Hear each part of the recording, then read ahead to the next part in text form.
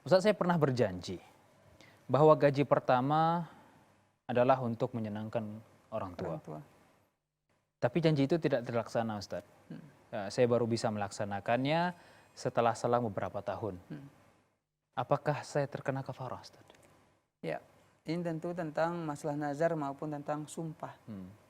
Dalam Islam memang ya Allah Subhanahu wa taala menyebutkan ada namanya yamin, sumpah. Baik. Sumpah itu ketika kita mengatakan wallahi demi Allah. Ya, umpamanya demi Allah saya akan memberimu uang, demi Allah saya akan berangkat ke sana. Ini namanya sumpah. Ada juga namanya nazar. Nazar itu artinya ketika kita mengatakan saya bernazar, kalau saya berhasil ini maka akan saya lakukan ini. Kalau saya lulus jadi PNS maka saya akan bersedekah umpama 10 juta. Ini namanya nazar. Nah, dua perkara ini wajib ditunaikan. Kalau tak kita tunaikan, maka kita wajib atau kita melanggar sumpah kita atau melanggar nazar kita nggak kita tunaikan, maka wajib kita membayar kafarah, membebaskan budak, atau kita ya berpuasa 3 hari, atau kita memberi makan kepada 10 orang fakir miskin. Itu kafarahnya. Nah, adapun berjanji, sekedar berjanji kepada orang tua kita dengan mengatakan insya Allah, ada takkidnya, ada ya tak apa namanya ikatannya dengan mengucapkan insya Allah kalau saya umpamanya dapat gaji pertama maka untuk orang tua saya. Maka ini merupakan janji yang ada insya Allahnya, terikat dengan insya Allah. Artinya apa? Ketika tak terlaksana, ya tak bisa, maka tak berdosa, tak perlu kita membayar kafarah. Tak perlu membayar kafarah. Tapi alangkah baiknya kalau seandainya kita sudah berjanji kepada kedua orang tua, mungkin pada waktu itu nggak bisa. Tapi hari ini alhamdulillah sudah bisa. Berikan kepada kedua orang tua kita.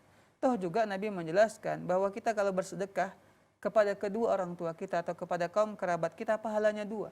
Pertama pahala bersedekah, kedua pahala menyambung tali silaturahmi. Dan juga memberi orang tua kita, ya meskipun dahulu nggak bisa terlaksana, sekarang bisa karena ada uang kita, rezeki kita berikan kepada mereka. Di antara bentuk ya merupakan bentuk menyambung tali silaturahmi, kemudian berbakti kepada kedua orang tua kita. Kita tahu besar sekali pahala ya orang yang berbakti kepada kedua orang tuanya. Ketika Nabi ditanya ya bahwa amalan apa yang paling Allah cintai, ahabbu ilallah, maka Nabi mengatakan yang pertama ialah, kata beliau, ialah as-salatu fi waqtiha, salat pada waktunya.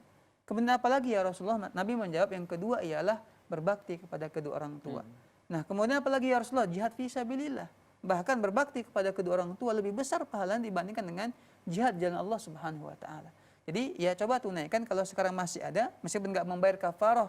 Ya pada awalnya kita sudah berjanji tapi belum mampu untuk melaksanakannya. Sekarang kita mampu melaksanakannya, maka laksanakan saat sekarang ini. Begitu.